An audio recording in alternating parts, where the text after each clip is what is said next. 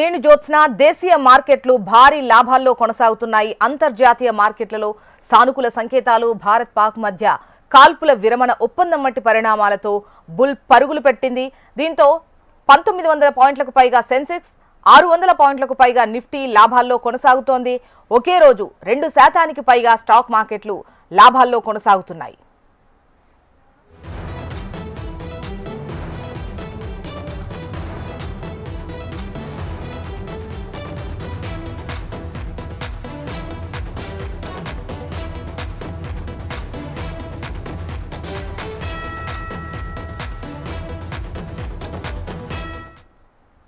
దేశీయ మార్కెట్లు భారీ లాభాల్లో కొనసాగుతున్నాయి. అంతర్జాతీయ మార్కెట్లలో సానుకూల సంకేతాలు.